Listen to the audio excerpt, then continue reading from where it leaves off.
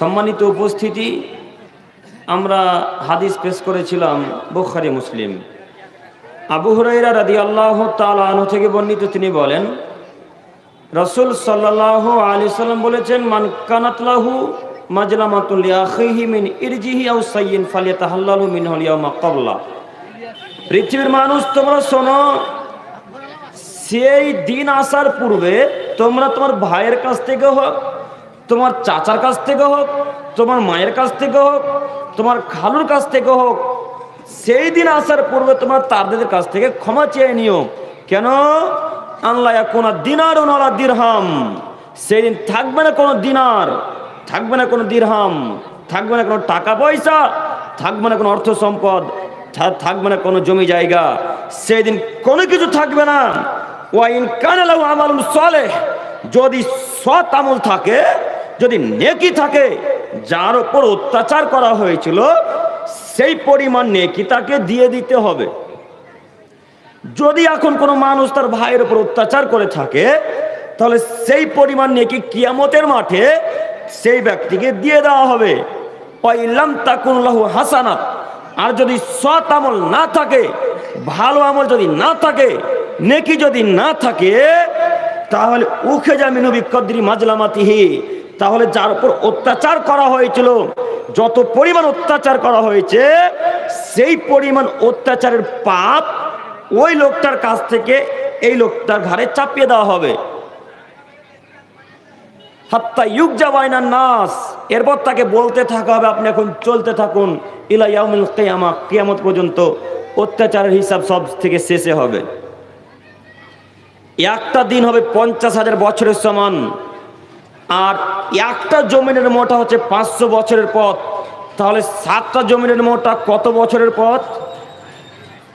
5 সাথে 3500 বছরের পথ। এই 3500 বছরের পথ এখন তার ঘাড়ে চাপিয়ে দেওয়া হবে। এই বাক্যে একটু পরে যাব, তার আগে জরুরি আরো কথা হচ্ছে এই, আপনাদেরকে আমি আবারও অনুরোধ করছি, যদি কোনো মানুষ কথার মাধ্যমে হোক, টাকার মাধ্যমে হোক, ব্যবহারের মাধ্যমে হোক, যে কোনো মাধ্যমে যদি অত্যাচার হয়ে থাকে, কাল সকাল হতে তো অত্যাচার, এই অত্যাচারের পাপ তার কাছ থেকে ক্ষমা চেয়ে নিতে হবে। বাপের কাছ থেকে, ভাইয়ের কাছ থেকে, চাচার কাছ থেকে, চাচির কাছ থেকে, সারা পৃথিবীর মানুষ যে যার উপর অত্যাচার করেছে তার কাছে গিয়ে ক্ষমা চেয়ে, কথাই চূড়ান্ত। এই হাদিসকে সামনে রেখে এখন মুরব্বী সাহেবকে আর যুবক তার ছেলেকে বলতে চাইছি, ও মুরব্বী সাহেব, এই ছেলে শোনো, তোমাকে বলছি, তোমার বাপ তোমার বিবাহ দিবে তখন পণ নিবে গো। হ্যাঁ, এই ছেলে, তোমাকে লজ্জা লাগছে নাকি? তোমাকেই বলতে দিয়েছে গো, তুমি মুখ নিচে দিয়ে করেছে কেন?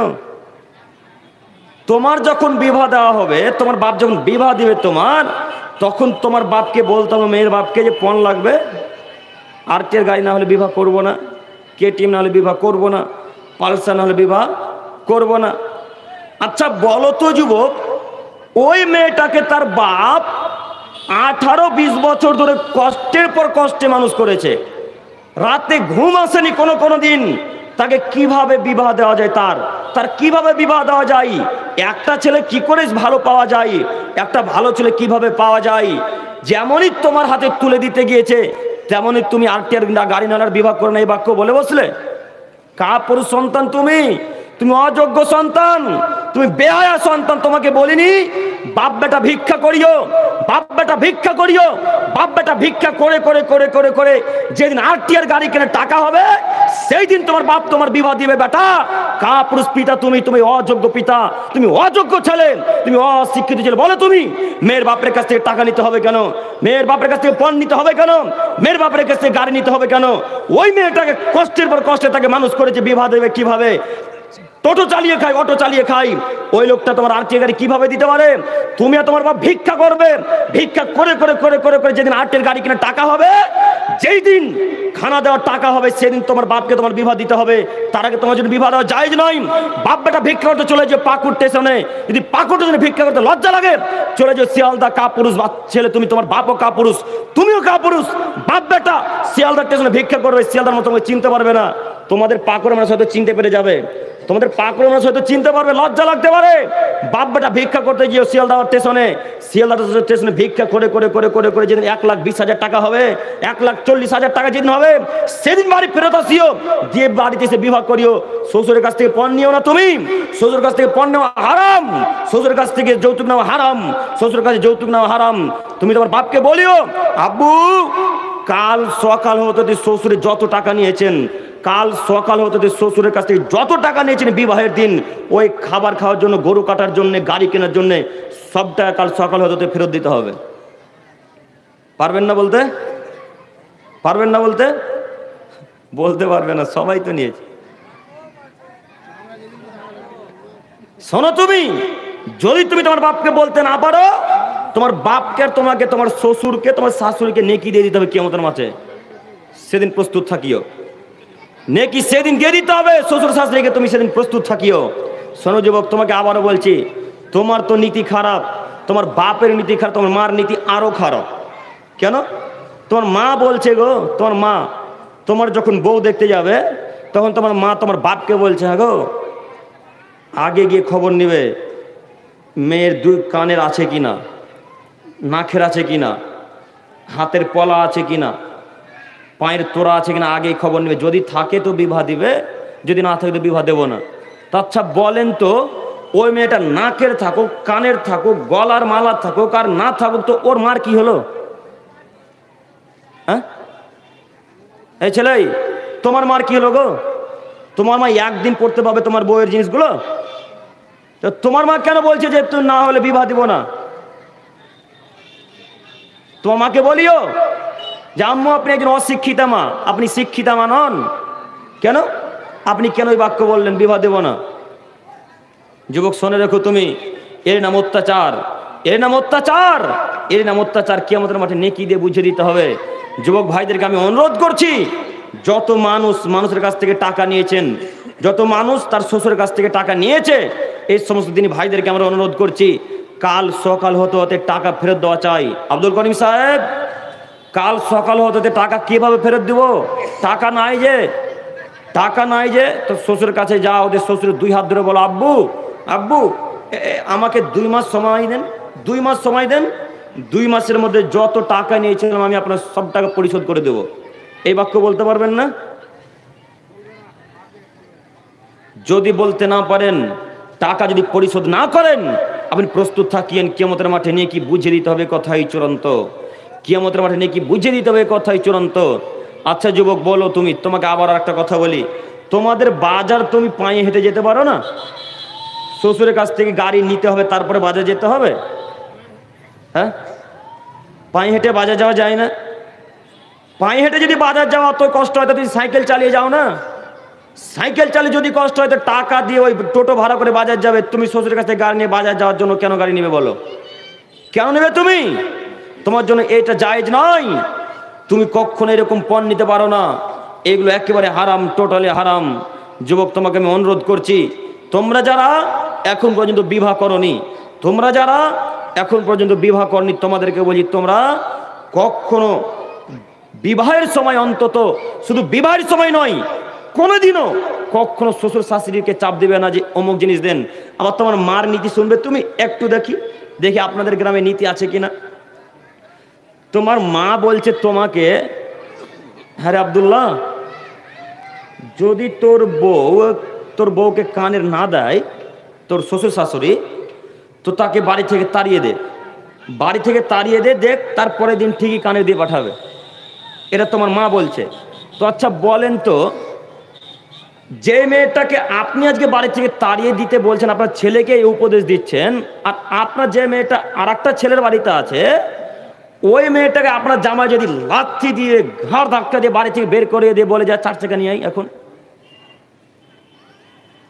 হ্যাঁ? কথা মানে বুঝতে পারেননি? আপনার মা বলছে যে তোর শ্বশুর শাশুড়ি কানের দিচ্ছে না তোর বউকে, তো তোর বউকে তাড়িয়ে দে, দেখ তারপর সকালে কানের চলে আসবে। তো আপনি যে নীতি শিক্ষাচ্ছেন আপনার ছেলেকে, তো আপনার মেয়ে যে অন্যের বাড়িতে আছে, ওই মেয়েটার ঘাড়ে লাথি দিয়ে, ঘাড় ধাক্কা দিয়ে বের করে দিয়ে যদি বলে যা তোর বাপের বাড়ি থেকে 4 চাকা নিয়ে আয়, এখন কি করবেন? তখন কি করবেন? তখন জামাইকে বলবেন এরকম বলো না গো, এই বাক্য হয়তো বলবেন।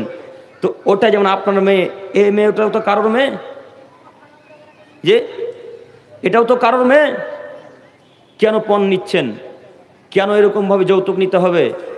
আপনি আবার বিবাহের খানা দেবেন তাও শ্বশুরের কাছ থেকে টাকা নিয়ে, খানা দিতে হবে তাও শ্বশুরের কাছ থেকে টাকা নিয়ে। আপনাকে তো শতদিন বলেছি, আপনাকে বলিনি যে ভিক্ষা করবেন, ভিক্ষা করে করে যেদিন গরু কিনে টাকা হবে সেই দিন বিবাহ দিবেন ছেলের, গরু কিনবেন, খানা দেবেন। কেন দিলেন ছেলের বিবাহ? কেন দিলেন পণ নিয়ে বিবাহ? কেন 20,000, 50,000, 70,000 টাকা নিয়ে বিবাহ দিতে হবে? এই নীতি হারাম, নীতি পরিবর্তন করেন। সম্মানিত তিনি ভাই, আপনাকে আমি আবার অনুরোধ জানাচ্ছি, কিয়ামতের মাঠ সেদিন খুব ভয়াবহ, জটিল, কঠিন। যেদিন কোনো মানুষের রাজত্ব চলবে না, সেদিন কোনো মানুষের কথা চলবে না, একটা ছত্র মালিকানা থাকবে আল্লাহ তাআলার হাতে। সেদিন আল্লাহ তাআলা ডাক দিয়ে বলবেন, লিমানিল মুলকুল ইয়াউম, বলো আজ রাজত্ব কার, বলো আজ রাজত্ব কার, বলো আজ রাজত্ব কার। সেদিন একটা ছত্র মালিকানা থাকবে আল্লাহ তাআলার হাতে। সেদিন তার বাক্য ছাড়া কোনো মানুষের কথা চলবে না। সেদিন তুমিও টিকতে পারবে না, তোমার বাপও টিকতে পারবে না। সেদিন তুমি তোমার শ্বশুর শাশুড়িকে নেকি দিয়ে বুঝিয়ে দিবে। মনে রেখো তুমি বাক্য। দেখি তোমার ব্রেন খুলছে কিনা। এরপরে হাদিস। সম্মানিত উপস্থিতি, আবু হুরায়রা রাদিয়াল্লাহু তাআলা আনহু থেকে বর্ণিত, তিনি বলেন রাসূল সাল্লাল্লাহু আলাইহি সাল্লাম বলেছেন, আতাদরুনা মাল মুফলিস, সঙ্গে সাথীগণ তোমরা কি বলতে পারো সব থেকে নিঃস্ব মানুষকে? তোমরা কি বলতে পারো সব থেকে দরিদ্র মানুষকে? তখন সঙ্গে সাথীগণ বলেন, কলুল মুফলিসু ফিনা মান লা দিরহামু লাহু ওয়ালা মাতা। আল্লাহর নবী, আমাদের মধ্যে সবচেয়ে গরিব মানুষ সেই যার অর্থ সম্পদ নেই, যার জমি জায়গা নেই, যার থাকার মতো প্রশস্ত বাড়ি নেই, সেই সব থেকে গরিব মানুষ, নিঃস্ব মানুষ। তখন আল্লাহ রাসূল বলছেন, ইন্নাল মুফলিসা মিন উম্মতি ইয়াউমাল কিয়ামা। আরে না না না না, আমার উম্মতের সব থেকে গরিব মানুষ সে নাই, বরং গরিব সেই ইয়াতি বিসলাতিন ওয়া সিয়ামিন ওয়া যাকাতিন, যেই দিন কিয়ামতের মাঠে অনেক নেকি নিয়ে উপস্থিত হবে, সলাতের নেকি নিয়ে উপস্থিত হবে, যাকাতের নেকি নিয়ে উপস্থিত হবে, সিয়ামের নেকি নিয়ে উপস্থিত হবে। নেকি পাহাড়ের পাহাড় নেকি, আসমান পরিপূর্ণ নেকি নিয়ে আমার কাছে উপস্থিত হবে। ওয়ায়াতিকাব সাতামা কাজা হাজাফা হাজা ওয়াকালা মাল হাজা সাফাকা দাম হাদা ওয়া জারাবা। অপর দিকে উপস্থিত হবে মানুষকে গালি দেওয়ার পাপ নিয়ে, অপর দিকে উপস্থিত হবে মানুষের দুর্নাম করার পাপ নিয়ে। দুর্নাম করা বোঝেন? দুর্নাম করা বোঝেন? একটু একটু মুরব্বী সাহেব, একটু আপনাকে বলছি, একটু আমার দিকে তাকান তো। দুর্নাম করার পাপ নিয়ে উপস্থিত হবে।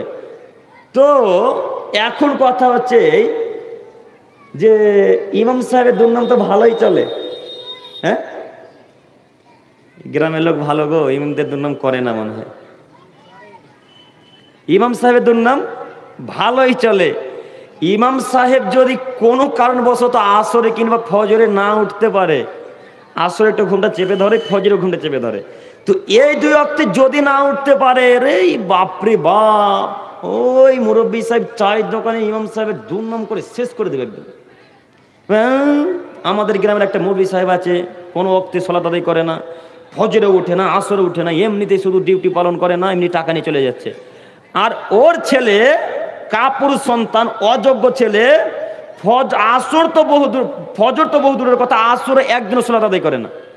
ওর ছেলে ফজরে সকাল 8টা 9টা নাহলে তাদের ঘুমই ভাঙে না। ওর ছেলের ব্যাপারে কোনো কথাই নেই, ওর ছেলের ব্যাপারে কোনো কথাই নেই। সব মুরব্বী সাহেব, ওটা ইমাম সাহেব, ও গ্রামের নেতা, ও গ্রামের নেতা, ও যা বলবে তাই পালন করতে হবে, যা বলবে তাই। নেতা, ইমাম মানে নেতা, ইমাম মানে নেতা, ও যা বলবে তাই গ্রামের মানুষকে মেনে নিতে বাধ্য।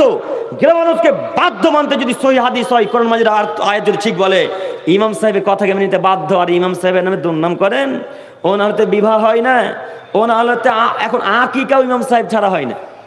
আকিকা 7 দিনে 7ম দিনে যে আকিকা দেয় ছেলে মেয়ের, ওই আকিকা ইমাম ছাড়া হয় না।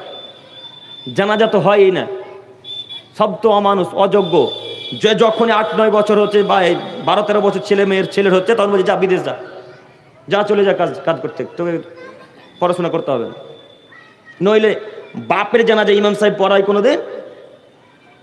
যার বাপ মারা গেছে সেই জানাজা পড়াবে, তো ইমাম সাহেব কেন পড়ালো? কে সব থেকে হকদার বেশি গো জানাজা পড়ার ব্যাপারে? ছেলে। তো ইমাম সাহেব কেন ভাড়া করতে হলো বলুন? কেন ইমামকে ভাড়া করতে হবে? আবার ওর পিছনে পড়েন, মনে রাখিয়েন ইমামের পিছনে পড়িয়েন না। ও আপনার কারণেই, শুধুমাত্র আপনার জন্য নয়, ও একটা নেতা, আপনার কথা, আপনাকে তাদের কথা মানতেই হবে, ওর কথাকে মেনে নিতে আপনি বাধ্য। আপনাকে আমি অনুরোধ করছি ইমামের পেছনে কখনো পড়বেন না। তো রাসূল সাল্লাল্লাহু আলাইহি সাল্লাম বললেন, অপর দিকে পাপ নিয়ে উপস্থিত হবে, পরনিন্দার পাপ নিয়ে। অপর দিকে উপস্থিত হবে এতিমের মাল ভক্ষণ করার পাপ নিয়ে। অপর দিকে উপস্থিত হবে মানুষকে অন্যায়ভাবে হত্যা করার পাপ নিয়ে। অপর দিকে উপস্থিত হবে মানুষকে মারার পাপ নিয়ে। এই পাপগুলি নিয়ে উপস্থিত হবে। আর একদিকে থাকবে নেকি, একদিকে থাকবে পাপ। এবার মুরব্বী সাহেবের যত নেকি আছে, সিয়ামের নেকি, সলাতের নেকি, জাকাতের নেকি যত আছে, এক এক করে পাপীরা এবার আসবে, এক এক করে মুরব্বী সাহেবের কাছে আসবে আর বলবে, আপনি সেদিন আমাকে গালি দিয়েছিলেন, এখন আপনি আমাকে নেকি দিয়ে দেন। তখন মুরব্বী সাহেবের নেকি হতে এই ছেলেটাকে নেকি দিয়ে দেওয়া হবে, এই ছেলেটা চলে যাবে। তারপরে আসবে যার উপর দুর্নাম করা হয়েছে, যার নামে অপবাদ লাগানো হয়েছে, যার কুৎসা রটানো হয়েছে, সেই লোকটা এই লোকটার কাছে আসবে, যে বলবে আপনি আমার নেকি দিয়ে দেন। তখন ইমাম এই মুরব্বী হিসাবে নেকি হতে এই লোকটাকে নেকি দিয়ে দেওয়া হবে। এরপরে যাকে হত্যা করা হয়েছিল সেই লোকটা নেকি নিতে আসবে, সেই লোকটা নেকি নিয়ে তার কাছ থেকে চলে যাবে। এইভাবে যত অত্যাচার করেছে, যত মানুষকে মার্ডার করেছে, যত মানুষের উপর আঘাত করেছে, মানুষের অর্থ সম্পদ জোরপূর্বক দখল করে নিয়েছে, এরা সবাই এক এক এক করে করে করে করে করে করে এই নেকির কাছে আসবে।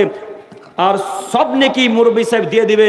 দিতে দিতে দিতে সলাতে নেকি শেষ, দিতে দিতে দিতে জাকাতে নেকি শেষ, দিতে দিতে দিতে নেকি সিয়ামে নেকি শেষ। এবার নেকি শেষ। এখন যে আরো পাপী মানুষ আছে যার দুর্নাম এখনো করেছেন, ওদের যে পাপ নেকি দিতে এখনো হবে। তো এবার নেকি যেহেতু শেষ হয়ে গেছে, যার নামে দুর্নাম করেছেন ওর পাপ আপনার ঘাড়ে চাপিয়ে দেওয়া হবে, যাকে মার্ডার করেছেন ওর পাপ আপনার ঘাড়ে চাপিয়ে দেওয়া হবে, যাকে আপনি গালি দিয়েছেন ওর পাপ আপনার ঘাড়ে চাপিয়ে দেওয়া হবে। এরপর মুরব্বী সাহেবকে বলবেন, তুরিহা ফিন্নার, এবার আপনি জাহান্নামে প্রবেশ করুন। ফাতুরিহা তালাহি সুমাত তুরিহা ফিন্নার, এবার আপনি জাহান্নামে প্রবেশ করুন। আচ্ছা মুরব্বী সাহেব, কত মানুষের যে দুর্নাম করেছেন তা হিসেবের বাইরে, কত মানুষকে যে গালি দিয়েছেন তা হিসেবের বাইরে, কত মানুষের জমি যে দখল করেছেন তা হিসেবের বাইরে। আপনারা সবাই তো চাষি মানুষ, সবাই তো চাষি মানুষ। একটা হাদিস বলে আমরা আলোচনা শেষ করব। সাঈদ ইবনে যায়েদ রাদিয়াল্লাহু তাআলা আনহু থেকে বর্ণিত, তিনি বলেন রাসূল সাল্লাল্লাহু আলাইহি ওয়াসাল্লাম বলেছেন, মান আখাযা সিবরান মিনাল আরদি যুলমান ফাইন্না ইউতাওয়াকু ইয়াউমাল কিয়ামা মিন সাবি আরাদিন। পৃথিবীর মানুষ তোমরা শোনো, যদি কোনো মানুষ অর্ধ হাত জমি জোরপূর্বক দখল করে নেয়, তাহলে তাকে কিয়ামতের মাঠে 7 তবক জমিন তার ঘাড়ের উপর চাপিয়ে দেওয়া হবে। যদি কোনো মানুষ অর্ধ হাত জমি জোরপূর্বক দখল করে নেয়, কিয়ামতের মাঠে 7 তবক জমিন তার ঘাড়ের উপর চাপিয়ে দেওয়া হবে। এরপর তাকে বলা হবে, হাত্তা ইউকজা বাইনান নাস, আপনি এখন চলতে থাকুন যতদিন পর্যন্ত মানুষের বিচার শেষ না হচ্ছে। এই হাদিস একটু আগে বললাম না, এই জায়গাতে আসবো, এটাই সেই হাদিস। একটু লক্ষ্য করুন, আরেকটা হাদিস বলি তারপরে ব্যাখ্যা। ইয়ালা ইবনে মুররা রাদিয়াল্লাহু তাআলা আনহু থেকে বর্ণিত, তিনি বলেন রাসূল সাল্লাল্লাহু আলাইহি সাল্লাম বলেছেন, যদি কোনো মানুষের জমি জায়গা জোরপূর্বক দখল করে নাই, তাহলে কাল্লাফাহুল্লাহু আন ইয়াফিরাহু মিন সাবি আরাজিন, আল্লাহ তাআলা তাকে 7 তবক জমিন খুঁড়তে বাধ্য করবেন। 7 তবক জমিন খুঁড়তে বাধ্য করবেন। খুঁড়তে খুঁড়তে খুঁড়তে খুঁড়তে খুঁড়তে খুঁড়তে খুঁড়তে খুঁড়তে খুঁড়তে খুঁড়তে যেদিন 7 তবক জমিনের নিচে চলে যাবে, যত মাটি হবে সব মাটি মুরব্বী সাহেবের ঘাড়ে চাপিয়ে দেওয়া হবে। এবার মুরব্বী সাহেবকে বলা হবে, হাত্তা ইউকজা বাইনান নাস, আপনি এখন চলতে থাকুন যতদিন পর্যন্ত মানুষের বিচার শেষ না হচ্ছে। অত্যাচারী মানুষের হিসাব সব থেকে শেষ হবে, অত্যাচারী মানুষের বিচার সব থেকে শেষ হবে, অত্যাচারী মানুষের হিসাব সব থেকে শেষ হবে। শুনুন, এদিকে তাকান, জমির আল ছিল এত চওড়া গো, এই চওড়া। যত বর্ষা এসেছে জমির আলকে মুরব্বী সাহেব কাটতে কাটতে কাটতে কাটতে কাটতে কাটতে এই পর্যায়ে এসে নিয়ে দাঁড়িয়েছে। যে আল দিয়ে একটা গরুর গাড়ি চলতো, গরুর গাড়ি বোঝেন, গরুর গাড়ি চলতো, ওই আল দিয়ে এখন একটা মানুষ সুন্দর করে যাতায়াত করতে পারে না। যে কথা মানে সবই ভুল ভালো হচ্ছে নাকি? হ্যাঁ, এদিকে লোক চাষ করে না নাকি? সব জমিকে কাটতে কাটতে কাটতে কাটতে কাটতে কাটতে কাটতে এখন মুরব্বী সাহেবের জমির আলটাকে এত পাতলা করে দিয়েছে। আচ্ছা মুরব্বী সাহেব, জমির আল ছিল এত চওড়া, এই মাটি সব যে ঘাড়ের উপর চাপিয়ে দেওয়া হবে, চলতে পারবেন তো কিয়ামতের মাঠে? চলতে পারবেন তো কিয়ামতের মাঠে?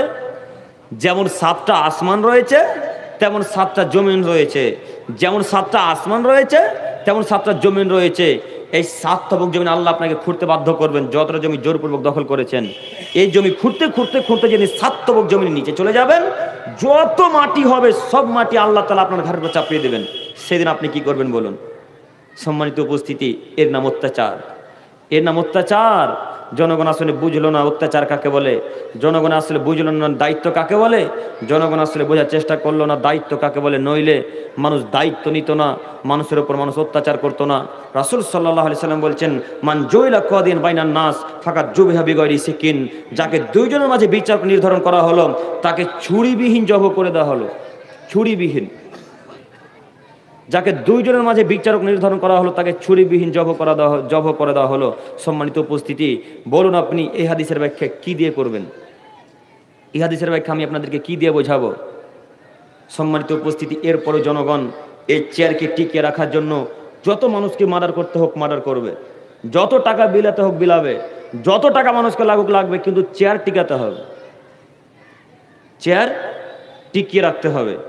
শুনুন, ক্ষমতা দেখায় না, আপনাকে আবার অনুরোধ করছি, মানুষের উপর অত্যাচার করিয়েন না, মানুষের উপর অত্যাচার করা থেকে বিরত থাকুন। পরিশেষে দোয়া করি, হে প্রভু দয়াময়, আমরা যারা এখন পর্যন্ত অত্যাচারের বিষয়টি বুঝতে পারিনি মাবুদ, তুমি তাদের সকলকে অত্যাচারের বিষয়টি বোঝার তৌফিক দান করো। সকলে বলুন আল্লাহুম্মা আমিন। সম্মানিত আরেকটা হাদিস, সম্মানিত উপস্থিতি, উকবা ইবনে আমির জুহনি রাদিয়াল্লাহু তাআলা আনহু থেকে বর্ণিত, তিনি বলেন রাসূল সাল্লাল্লাহু আলাইহি সাল্লাম বলেছেন, 3 শ্রেণীর মানুষের দোয়া অতীব তাড়াতাড়ি কবুল হয়। 3 শ্রেণীর মানুষের দোয়া অতীব তাড়াতাড়ি কবুল হয়। 3 শ্রেণীর মানুষের দোয়া অতীব তাড়াতাড়ি কবুল হয়।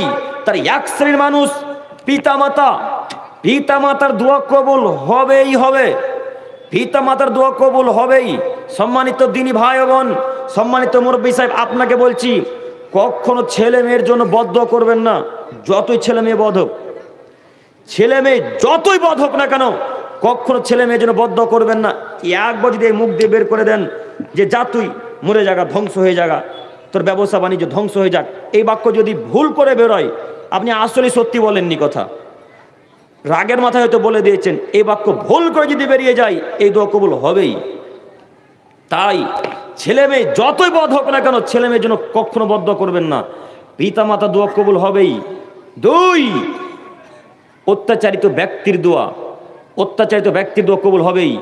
3, মুসাফিরের দোয়া, মুসাফিরের দোয়া কবুল হবেই। 2 নম্বর বাক্যে যে বাক্য আল্লাহ রাসূল বললেন অত্যাচারিত ব্যক্তির দোয়া, অত্যাচারিত ব্যক্তির দোয়া কবুল হবেই। তাই বলছিলাম, যত মানুষের জমি জায়গা দখল করেছেন, এই মানুষ যদি একবার আল্লাহ তাআলার সামনে বলে, আল্লাহ, যে মানুষ আমার জমি জায়গায় জোরপূর্বক দখল করেছে, যারা আমাদের টাকা পয়সা আত্মসাৎ করেছে মাবুদ, তাদেরকে তুমি ধ্বংস করে দাও, তাদেরকে তুমি ধ্বংস করে দাও, আল্লাহ তাআলা দোয়া কবুল করবেই করবে। একটা হাদিস বলি, তারপরে ব্যাখ্যা। আব্দুল্লাহ ইবনে আব্বাস রাদিয়াল্লাহু তাআলা আনহু থেকে বর্ণিত, তিনি বলেন রাসূল সাল্লাল্লাহু আলাইহি সাল্লাম মুআয ইবনে জাবালকে যখন ইয়ামান দেশ পাঠাচ্ছিলেন, হিনা বাসাউ ইলাল ইয়ামান, যখন আল্লাহ নবী সাল্লাল্লাহু আলাইহি সাল্লাম মুআয ইবনে জাবালকে ইয়ামান দেশ পাঠাচ্ছিলেন, তখন মুআয ইবনে জাবালকে বললেন, মুআয, অত্যাকে দাওয়াতুল মাজলুম, তুমি অত্যাচারিত ব্যক্তির বদদোয়া থেকে বেঁচে থাকবে। মুআয, অত্যাচারিত ব্যক্তির বদদোয়া থেকে বেঁচে থাকবে। কেন? ফাইন্নাহু লাইসা বাইনাহু বাইনাল্লাহি হিজাব, আল্লাহ তাআলার মাঝে আর অত্যাচারিত ব্যক্তির বদদোয়ার মাঝে কোনো পর্দা থাকে না। বুখারী মুসলিম। যখন অত্যাচারিত ব্যক্তি আল্লাহ তাআলার কাছে দোয়া করে, তখন আল্লাহ যে পর্দার আড়ালে আছে, এই পর্দা আল্লাহ তাআলা হটিয়ে দেয়, তারপরে তার দোয়া কবুল করে নাই। তাই জোরালোভাবে তিনি ভাই ও বোনদেরকে আমরা বলতে চাইছি, যদি কোনো মানুষের উপর অত্যাচার এখন পর্যন্ত করে থাকেন, আজকে আলোচনা হওয়ার পর তার হাত ধরে ক্ষমা ভিক্ষা চান, তার কাছে জোর করে কাকুতি মিনতি করে ক্ষমা ভিক্ষা চান। সে যদি ক্ষমা করে তো ক্ষমা পাবেন, নইলে এই পাপ ক্ষমা হবে না। কেন? পাপ 2 ভাগে বিভক্ত। 1, আল্লাহর সাথে জড়িত পাপ, 2, মানুষের সাথে জড়িত পাপ। আল্লাহর সাথে যেগুলো জড়িত পাপ এইগুলি পাপ যখন তখন আল্লাহ তাআলা ক্ষমা করে দিতে পারেন, তবে মানুষের সাথে যেগুলো জড়িত পাপ এই পাপ আল্লাহ তাআলা ক্ষমা করবেন না। তাই বলছিলাম অত্যাচার যদি হয়ে যায় তাহলে ক্ষমা চেয়ে নেবেন সঙ্গে সঙ্গে, এই কথাই ঠিক, এটাই বুদ্ধিমান মুসলমানের কাজ। রাসূল সাল্লাল্লাহু আলাইহি সাল্লাম বলছেন, আনাস রাদিয়াল্লাহু তাআলা আনহু থেকে বর্ণিত, তিনি বলেন রাসূল সাল্লাল্লাহু আলাইহি সাল্লাম বলছেন, অত্যাচারিত ব্যক্তির দোয়া কবুল হবেই, অত্যাচারিত ব্যক্তির দোয়া কবুল হবেই, অত্যাচারিত ব্যক্তির দোয়া কবুল হবে, সে যদি কাফেরও হয়, সে যদি কাফেরও হয় তবুও তার দোয়া কবুল হবে। তার দোয়ার মাঝে আল্লাহর মাঝে কোনো পর্দা থাকে না, কোনো অন্তরাল থাকে না, কোনো হিজাব থাকে না, কোনো আড়াল থাকে না। তাই দিনী ভাই বোনদেরকে আমরা বলতে চাইছি, কখনো কোনো মানুষের উপর অত্যাচার করিয়েন না। আবার আমরা অনুরোধ করছি, অত্যাচার যদিও হয়ে থাকে আজকে ক্ষমা ভিক্ষা চান তার কাছে। পরিশেষে দোয়া করি, হে প্রভু দয়াময়, আমরা যারা এখন পর্যন্ত অত্যাচারের বিষয়টি বুঝতে পারিনি মাবুদ, তুমি তাদের সকলকে অত্যাচারের বিষয়টি বোঝার তৌফিক দান করো, সকলে বলুন আল্লাহুম্মা আমিন। পরিশেষে দোয়া করি, হে প্রভু দয়াময়, আমরা যারা এখন পর্যন্ত মানুষের জোরপূর্বক জমি জায়গা দখল করে আছি, টাকা পয়সা আত্মসাৎ করি মাবুদ, তুমি তাদেরকে এই সম্পর্কে বোঝার তৌফিক দান করে তোমার জাহান্নামের ভয় দেখে তাদেরকে এই পথ থেকে বিরত থাকার তৌফিক দান করো, সকলে বলুন আল্লাহুম্মা আমিন। পরিশেষে দোয়া করি, হে প্রভু দয়াময়, আমাদের মধ্যে যে যুবক ভাইয়েরা বিবাহ শাদী করেনি মাবুদ, তাদেরকে তুমি এই পণ প্রথা থেকে বিরত থাকার তৌফিক দান করো, সকলে বলুন আল্লাহুম্মা আমিন। এবং যারা পণ নিয়েছে মাবুদ, তুমি তাদেরকে বোঝার তৌফিক দান করো, সকলে বলুন আল্লাহুম্মা আমিন। এখান থেকে আলোচনা শেষ করলাম। আসসালামু আলাইকুম ওয়া রাহমাতুল্লাহি ওয়া বারাকাতুহু।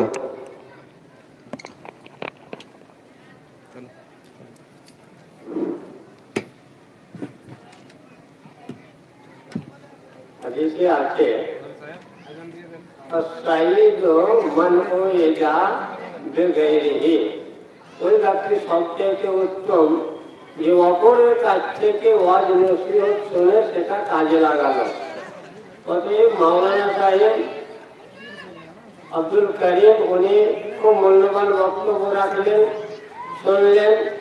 সেই সব যদি আমাদের কোনো দোষ ত্রুটি থাকে, যে সবগুলো বর্ণনা করলেন, আমরা যেন সেই দোষ ত্রুটি থেকে মুক্ত হতে পারি, তওবা যেন করতে পারি।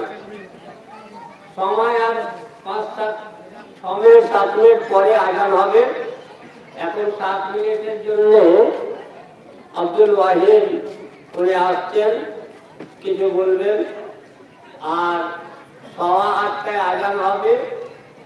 উজুর জন্য এখানে পানির ব্যবস্থা আছে, পশ্চিম দিকে এখানে উজু করে এখানে জমাত হবে, সবাই বসে থাকবে।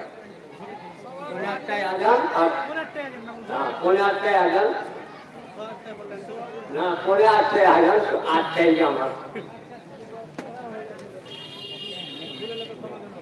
একটি ঘোষণা, বিরাট ধর্মীয় জালসা ইস্তান নতুন আমতলা, পাকুড়, ঝাড়খণ্ড, তারিখ 2রা মার্চ 2023, 17ই ফাল্গুন, রোজ বৃহস্পতিবার, সময় জোহর, বাদ জোহর হইতে সন্ধ্যাদের ধৈর্য ধারণ পর্যন্ত। এখানে প্রধান বক্তা হিসাবে থাকবেন বাংলাদেশের আনিসুর রহমান আজাদি সাহেব এবং আবু তাহের সালাফি সাহেব। আরো অনেকে বক্তা আছেন, মুখ্য বক্তাদের নাম বললাম। উক্ত তারিখে সবাই ওখানে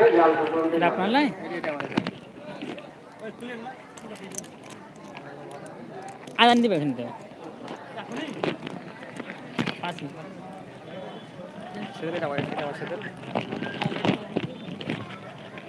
কি করবা?